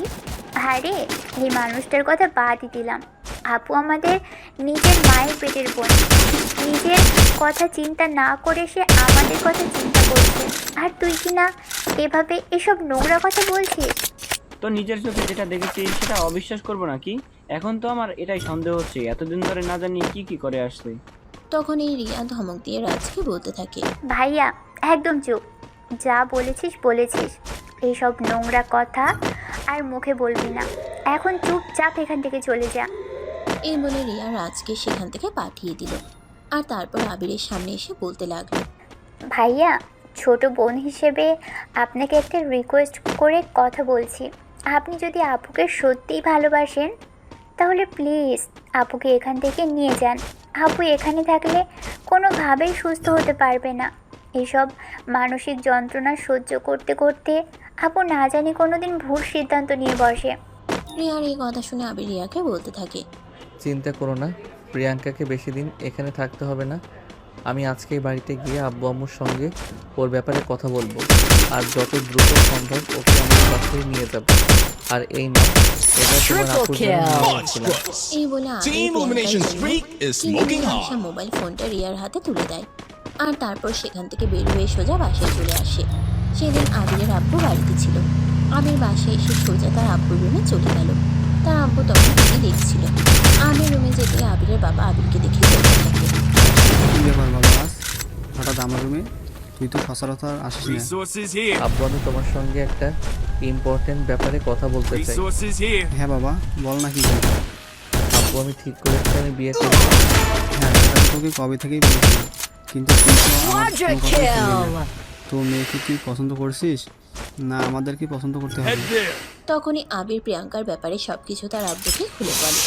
তার আব্বু কিছু বলতে যাবে তখনই পেছন থেকে তার আম্মু বলতে থাকে, আমি আগে থেকেই মনে মনে ভাবছিলাম এমন কিছু একটাই হতে চলেছে। আরে ওই ফকিন্নি ঘরের মেয়েদেরকে আমার খুব ভালো করে চেনা আছে।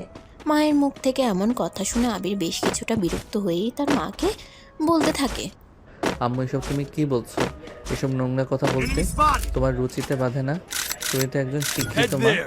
হ্যাঁ, এখন তো আমার কথা তোর কাছে নোংরা বলে মনে হবে, কারণ ওই মেয়েটা থেকে তাবিজ করেছে, তাই বলতে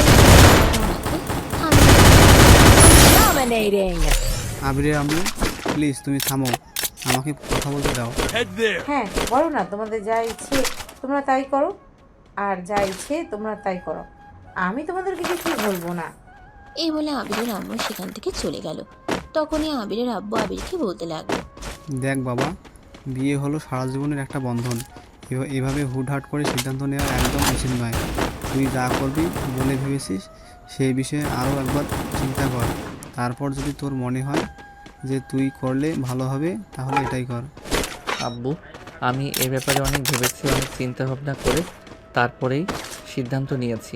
দেখো, সব সময় সব কিছু বাইরের দিক থেকে বিবেচনা করলে হয় না, আমাদের মনের কথাটাও আমাদের শোনা উচিত। আর এখানে এই মেয়েটাকে বিয়ে করার সবচেয়ে বড় কারণ হলো মেয়েটাকে আমি ভালোবাসি, আর মন থেকে জীবনে একজনকেই ভালোবাসা যায়। হ্যাঁ, সেটা আমি খুব ভালো করে জানি। বাই দ্য ওয়ে, আমার হবু বৌমার সঙ্গে আমাকে একবার দেখা করাবি না? তুমি প্রিয়াঙ্কার সাথে দেখা করবে, এটা তো খুবই ভালো কথা। ঠিক আছে, আমি কালকেই তোমাকে প্রিয়াঙ্কাদের বাড়িতে নিয়ে যাব। ঠিক আছে, তাহলে কাল বিকেলে আমি রেডি হয়ে অপেক্ষা করব। এই বলে বাবা ছেলে মেলে অন্যান্য বিষয় নিয়ে আরও বেশ কিছুক্ষণ গল্পগুজব করে, আর তারপর নিজেদের রুমে গিয়ে ঘুমিয়ে পড়ে। পরের দিন বিকেল বেলা আবির রিয়াকে ফোন করে জানায় সে তার আব্বুকে নিয়ে তাদের বাড়িতে আসছে। এই কথা শুনে রিয়া আবিরের আব্বু আর আবিরের জন্য অনেক রকম খাবার দাবারের ব্যবস্থা করে। এদিকে সন্ধ্যার দিকে আবির আর তার আব্বু প্রিয়াঙ্কাদের বাড়িতে এসে পৌঁছায়। প্রিয়াঙ্কাকে দেখে আবিরের আব্বুর অনেক পছন্দ হয়। আবিরের আব্বু তখন প্রিয়াঙ্কাকে বলেন, দেখো মা, আবিরের কাছ থেকে তোমাদের ব্যাপারে সব কিছুই শুনেছি, আর এখন তোমাকে দেখো আমার পছন্দ হয়েছে, তাই আমি সিদ্ধান্ত নিয়েছি কয়েকদিনের মধ্যেই তোমাকে পুত্রবধূ হিসেবে বাড়িতে তুলব। কিন্তু আঙ্কেল, আমার মনে হয় তারপরেও আরও একবার ভালো করে চিন্তা করে দেখা উচিত। আর কোনো চিন্তা নেই মা, আমার ছেলে যখন তোমাকে পছন্দ করেছে আর তোমাকে আমারও পছন্দ হয়েছে, তাই আমি আর সময় নিতে চাই না। এই বলে আবিরের আব্বু পকেট থেকে একটা ডায়মন্ডের আংটি বের করে সেটা প্রিয়াঙ্কার হাতে পরিয়ে দেন, আর তারপর বলে, আজ থেকে তোমাকে আমার পুত্রবধূ হিসেবে স্বীকৃতি দিলাম, আর কিছুদিনের মধ্যেই অফিসিয়ালি সব কিছু শেষ করে তোমাকে আমাদের বাড়িতে নিয়ে যাব। এই বলে আবিরের আব্বু আবিরকে নিয়ে চলে গেলেন। সেদিন রাতের বেলা আবির প্রিয়াঙ্কার সঙ্গে কথা বলার জন্য ফোন দিল। প্রিয়াঙ্কা ফোনটা রিসিভ করেই বলতে লাগলো, সবকিছু একদম বেশি বেশি হয়ে যাচ্ছে। তুমি যা মনে করো। এই, আপনি আমাকে তুমি করে কেন বলছেন? আমি তো আপনার চাইতে বয়সে বড়। হ্যাঁ, কিন্তু আমার বউ হতে চলেছে। আগে থেকে তুমি বলার অভ্যেস করছি। আপনি আসলে একটা ফাজিল। হ্যাঁ, শুধুমাত্র তোমার। এরপর তাদের দুজনের প্রেমময় কথাবার্তা চলতে থাকে গভীর রাত পর্যন্ত। রাত আনুমানিক 2টা বাজে।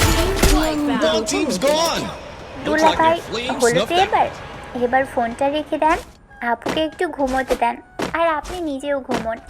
প্রিয়াঙ্কার হাত থেকে মোবাইলটা নিয়ে এই কথাটা আবিরকে বলে। রিয়া আর তখনই অপর প্রান্ত থেকে আবির রিয়াকে উদ্দেশ্য করে বলতে থাকে, কি করবো শালিকা, ভালো লাগছে না যে একা একা ঘুমাতে? এক কাজ করেন, আপনি এখানে চলে আসেন, আমি আপনার বাড়িতে চলে যাই। সেটা হলে তো ভালোই হতো। বাই দ্য ওয়ে, আমাদের কথা বলার জন্য হয়তো তোমার ঘুমে ডিস্টার্ব হচ্ছে। তুমি ঘুমাও, ফোন রেখে দিচ্ছি। এই বলে আবির ফোনটা রেখে দিল আর বিছানায় শুয়ে ঘুমানোর চেষ্টা করতে লাগলো। আর এদিকে রিয়া প্রিয়াঙ্কাকে বলতে লাগলো, কি ব্যাপার, তখন তো বিয়ে করতেই রাজি হচ্ছিলে না, আর এখন এত রাত পর্যন্ত বিয়ের আগেই কথা বলছো? বিয়ের পর কি হবে আমি তো সেটাই ভেবে পাচ্ছি না। দেখি, একদম ফাজলামো করিস না। ছোট আছিস, ছোটর মতো থাক, চুপচাপ ঘুমিয়ে পড়। তোর না সামনে এক্সাম আছে, পড়াশোনাও তো ইদানিং ঠিক মতো করছিস না। আরে একমাত্র বড় বোনের বিয়ে বলে কথা, আগে তো একটু আনন্দ করে নি। পড়াশোনা তো সারা বছরই করলাম। হয়েছে, অনেক হয়েছে, আর পাকনামো করতে হবে না। চুপচাপ ঘুমিয়ে পড়েন ম্যাডাম, সকালে আপনার কলেজ আছে, কলেজে যেতে হবে। এই বলে হাসি তামাশা করতে করতে দুই বোন ঘুমিয়ে পড়ল। আর এরপর দেখতে দেখতে প্রায় সপ্তাহ খানেক সময় চলে গেল। ইতিমধ্যে বিয়ের সমস্ত ব্যবস্থা কমপ্লিট। তবে তাদের বিয়েটা বিশাল কোনো আয়োজন করে হচ্ছে না, ছোটোখাটো অনুষ্ঠানের মাধ্যমে ঘরোয়া আয়োজনের মধ্যে সম্পন্ন হচ্ছে। যদিও আবিরের বাবা চেয়েছিল বিশাল বড় করে অনুষ্ঠান করে ধুমধামের সঙ্গে একমাত্র ছেলের বিয়ে করাতে, কিন্তু প্রিয়াঙ্কা তাকে সম্মতি জানায় না। প্রিয়াঙ্কা জানায় তার বিয়ে যদি হয় তাহলে খুব ছোট্ট পরিসরে ঘরোয়া আয়োজনের মধ্যেই করতে হবে। তারপর তাদের যখন প্রথম সন্তান হবে, সন্তানের জন্মদিনে তারা বিশাল বড় করে সন্তানের জন্মদিনে নিজেদের বিয়ের অনুষ্ঠান করবে। একমাত্র পুত্রবধূর মনের ইচ্ছা বলে কথা, তাই আবিরের আব্বু আর সেই কথা প্রত্যাখ্যান করতে পারলেন না। পুত্রবধূর ইচ্ছেকেই গুরুত্ব প্রদান করলেন। আজ প্রিয়াঙ্কাকে লাল বেনারসিতে টুকটুকে পুতুল বউ লাগছে। আজ প্রিয়াঙ্কাকে লাল বেনারসিতে টুকটুকে পুতুল বউ সাজিয়ে আবিরের বাড়িতে নিয়ে আসা হয়েছে। কিন্তু প্রিয়াঙ্কাকে এই বাড়িতে নিয়ে আসাতে একজন মানুষ একদমই সন্তুষ্ট নন, সেটা হলো আবিরের আম্মু। বউ বরণের সময় তিনি এসেছিলেন, কিন্তু মুখটা একদম কালো ছিল। দেখে স্পষ্ট বোঝা যাচ্ছে তিনি এই বিয়েতে একদমই খুশি নন। প্রিয়াঙ্কার চোখে এই বিষয়টা ধরা পড়ে। ঠিক তখনই প্রিয়াঙ্কার শ্বশুরমশাই তার কাছে এসে বলেন, তুমি একদম চিন্তা করো না বৌমা, সময়ের সঙ্গে সঙ্গে সব কিছুই ঠিক হয়ে যাবে, তুমি শুধু সময়ের অপেক্ষা করতে থাকো।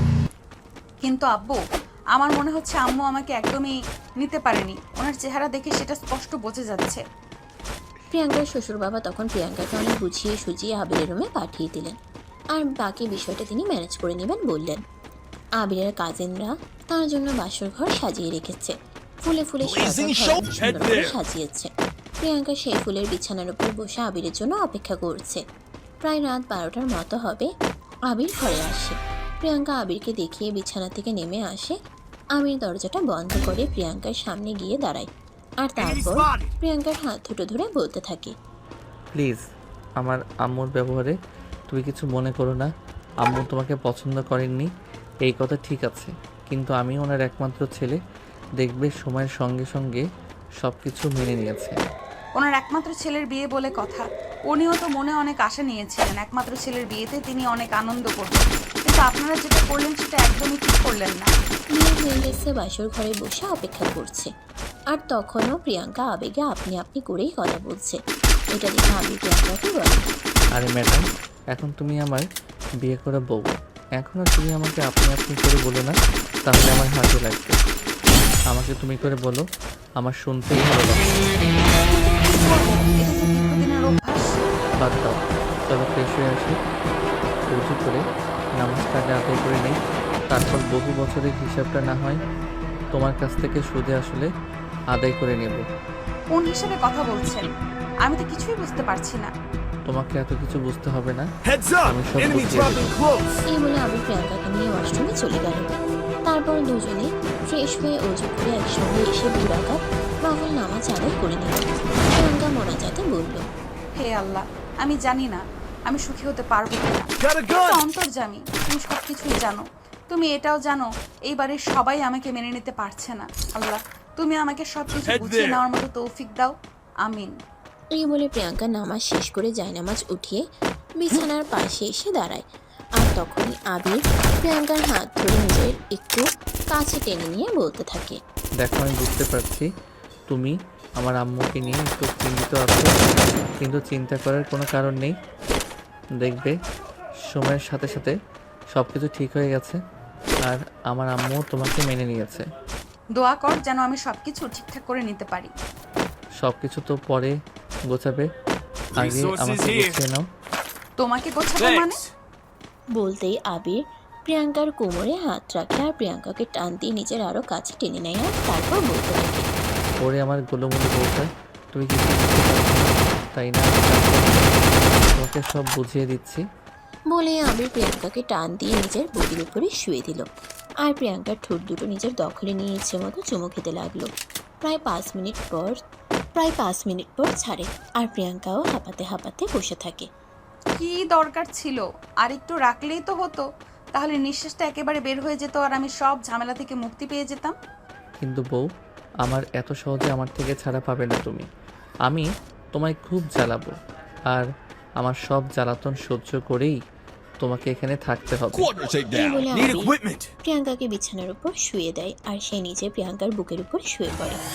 তখনই আবিরের চোখ পড়ে প্রিয়াঙ্কার বুকের ঠিক মাঝখানে। আপনারা একদম ঠিকই শুনছেন, প্রিয়াঙ্কার বুকের মাঝখানে অনেক সুন্দর একটা বাদামি রঙের তিল, যেটা প্রিয়াঙ্কার বুকের আকর্ষণ আরও 3 গুণ বাড়িয়ে দিয়েছে। কিন্তু এটা এতদিন আবিরের চোখে পড়েনি, কারণ প্রিয়াঙ্কার সবসময় হিজাব পরিধান করে অফিসে যেত। এটা দেখে আবির বলতে থাকে, ও মাই গড, এটা কত সুন্দর। কোনটা? এই যে তোমার বুকের মাঝখানে পাছা রঙের তিলটা, যেটা এতদিন আমার চোখে পড়েনি। এটা যদি চোখে পড়তো তাহলে হয়তো আমি এতদিন নিজেকে কোনোভাবেই কন্ট্রোল করে রাখতে পারতাম না। এখন কি আমি ধরে রেখেছি নাকি? বলতেই আবির আর এক মুহূর্ত দেরি না করে প্রিয়াঙ্কার বুকের মধ্যে নিজের মুখ ডুবিয়ে দিল, আর প্রিয়াঙ্কার সারা শরীরে ভালোবাসার স্পর্শ দিতে লাগলো। আবিরের ঠোঁটের ছোঁয়া পেয়ে প্রিয়াঙ্কা মাঝে মধ্যেই কেঁপে কেঁপে উঠছিল। তাই আবির প্রিয়াঙ্কাকে শক্ত করে নিজের সঙ্গে জড়িয়ে ধরে আর নিজের ভালোবাসার উষ্ণতায় উষ্ণিত করতে থাকে। মুহূর্তের মধ্যেই দুজন ভালোবাসার অতল সাগরে হারিয়ে যেতে থাকে। প্রায় ঘন্টা খানিক ধরে চলে তাদের ভালোবাসার আদান প্রদান পর্ব। আর তারপর দুজন দুজনকে ছেড়ে দিয়ে বিছানার দুপাশে শুয়ে পড়ে। 10 মিনিট পর আবির প্রিয়াঙ্কাকে বলতে থাকে, চলো ফ্রেশ হয়ে এসে একেবারে ঘুমাই, তা না হলে সকালবেলা আবার ঘুম থেকে উঠতে পারবো না। বলতেই প্রিয়াঙ্কা বিছানা থেকে নেমে গেল। আর তখনই দেখতে পেল বিছানার সাদা চাদরটা রক্তের দাগে ছোপ ছোপ হয়ে আছে। এটা দেখে প্রিয়াঙ্কা অনেকটাই ভয় পেয়ে গেল আর আবিরকে বলতে লাগলো, হায় আল্লাহ, এগুলো কি? এখানে এত রক্তের দাগ আসছে কি করে? তুমি তো দেখছি ছোট বাচ্চা, তাই তো অবুঝ। প্রথমবার ফিজিক্যাল রিলেশন করলে এগুলো হয়েই থাকে। মানে ভেতরে আবার কিছু ছিঁড়ে টিড়ে গেছে নাকি? হ্যাঁ ম্যাডাম, মেয়েদের চড়াইয়ের মুখে ছোট্ট একটা পাতলা পর্দা থাকে, যেটা প্রথমবার সহবাস করার সময় ফেটে যায়, আর তার কারণেই এরকম একটা রক্তপাত হয়ে থাকে। কিন্তু এতে ভয় পাওয়ার কোনো কারণ নেই। তবুও যে আমার খুব ভয় করছে, কোনো ক্ষতি না হয়ে যায়। কামন বউ পাখি, ভয় পাওয়ার কোনো কারণ নেই, এতে কোনো ক্ষতি হবে না, এটা সব মেয়েরই হয়ে থাকে। আশ্চর্যের ব্যাপার তো এটা যে তুমি এত বড় হয়েও এ ব্যাপারে কিছুই জানো না। আমি কি এর আগে এসব কিছু কারোর সঙ্গে করেছি নাকি? এই বলে গাল ফুলিয়ে রেখে প্রিয়াঙ্কা আর তখনই আবির প্রিয়াঙ্কাকে বলতে থাকে, গাল ফুলিও না আমার লক্ষ্মী বউ, তুমি ফ্রেশ হতে যাও, আমি বেডশিটটা ধুয়ে নিচ্ছি। এই বলে আলমারি থেকে কাপড় বের করে প্রিয়াঙ্কার হাতে তুলে দিল আর তাকে ওয়াশরুমে চলে যেতে বলল। এদিকে আবির বিছানার চাদরটা উঠিয়ে সেটা নিয়ে ফ্রেশ হতে চলে যায়। ওয়াশরুমের দরজাটা খোলাই ছিল, প্রিয়াঙ্কা দরজা দিতে ভুলে গেছিল।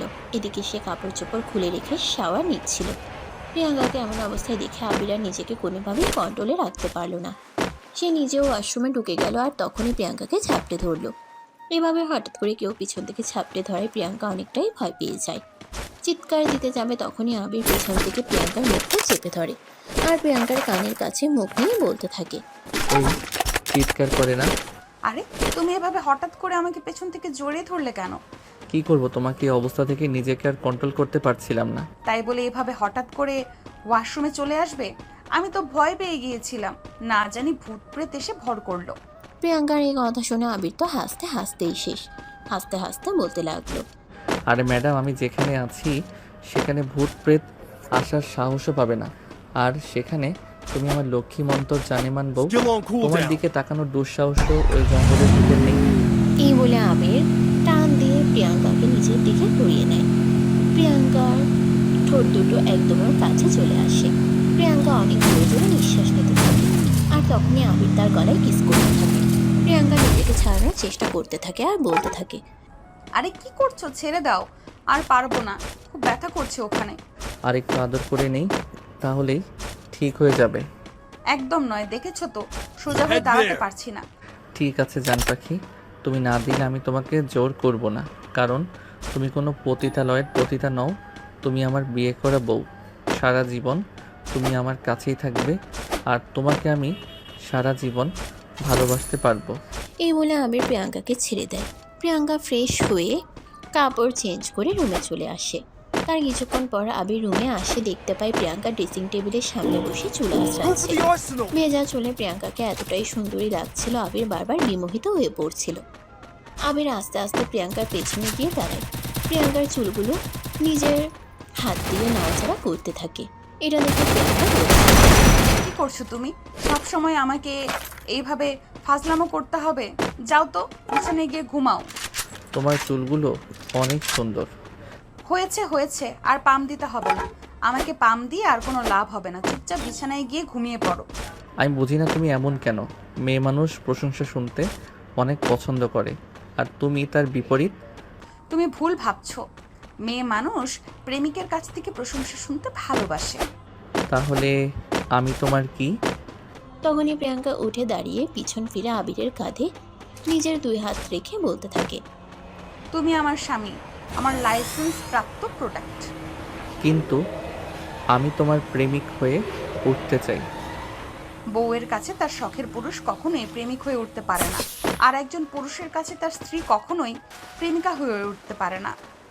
তার পেছনে অবশ্যই কিছু নির্দিষ্ট কারণও রয়েছে। এই বলে প্রিয়াঙ্কা বলতে থাকে, একটা মেয়ে যখন বিয়ে করে নেয় তখন তার কাছে স্বামী, সন্তান আর সংসারই সবকিছু হয়ে ওঠে। সে নিজের সংসার ঠিক রাখতে এতটাই ব্যস্ত হয়ে পড়ে, নিজের দিকে ফিরে তাকানোর সময় পায় না। কিন্তু প্রেমিক ভালোবাসে সে মেয়েটাকে থাকতে পছন্দ করত, নিজেকে গুছিয়ে রাখতে পছন্দ করত। অন্যদিকে একটা ছেলে যখন বিয়ে করে তখন তার কাঁধে সংসারে চিন্তা এসে যায়। স্ত্রীকে ভালো রাখতে হবে, সন্তানকে ভালো রাখতে হবে, পরিশেষে সংসার ঠিক রাখতে হবে। আর এইসব কিছু করতে গিয়ে তাকে মোটা অঙ্কের একটা টাকা ইনকাম করতে হয়। আর সেই টাকা ইনকাম করতে গিয়ে সে আগের মতো আর প্রেমিক হয়ে থাকতে পারে না, প্রেমিকাকে সময় দিতে পারে না, তার সঙ্গে দিনরাত ফোনে কথা বলতে পারে না। তাই আর যাই হোক, স্বামী কখনো প্রেমিক হতে পারে না, আর স্ত্রী কখনো প্রেমিকা হতে পারে না। ঠিক আছে বউ পাখি, আমি তোমার কথা মেনে নিলাম। আমি তোমাকে প্রেমিকা হিসেবেও পেতে চাই না, আর আমি তোমার প্রেমিক হয়েও উঠতে চাই না। আমরা স্বামী স্ত্রী হিসেবেই দুজন দুজনকে ভালোবেসে দুজন দুজনের ভালোবাসায় ভালো থাকতে চাই, আর আজীবন আমাদের এই ভালোবাসার বন্ধন অটুট থাকুক। আলহামদুলিল্লাহ, আল্লাহ তোমার মনের আশা। তখনই আবির প্রিয়াঙ্কাকে নিজের আরো কাছে টেনে নেয় আর তার কপালে আলতো করে একটা ভালোবাসার স্পর্শ এঁকে দেয়। তারপরে প্রিয়াঙ্কাকে নিয়ে বিছানায় চলে যায় আর দুজন দুজনকে জড়িয়ে ধরে ঘুমের রাজ্যে হারিয়ে যায়, আর একটা রঙিন সুখময় জীবনের স্বপ্ন দেখতে থাকে। সুপ্রিয় ভিউয়ার্স, আমাদের আজকের গল্পটা এই পর্যন্তই ছিল। গল্পটা আপনাদের কাছে কেমন লেগেছে ছোট্ট একটা কমেন্টে জানাবেন। আমারও দেখা হবে নতুন কোনো ভালোবাসার গল্পে। সে পর্যন্ত সবাই ভালো থাকুন, সুস্থ থাকুন। এতক্ষণ সাথে থাকার জন্য ধন্যবাদ। আল্লাহ হাফেজ।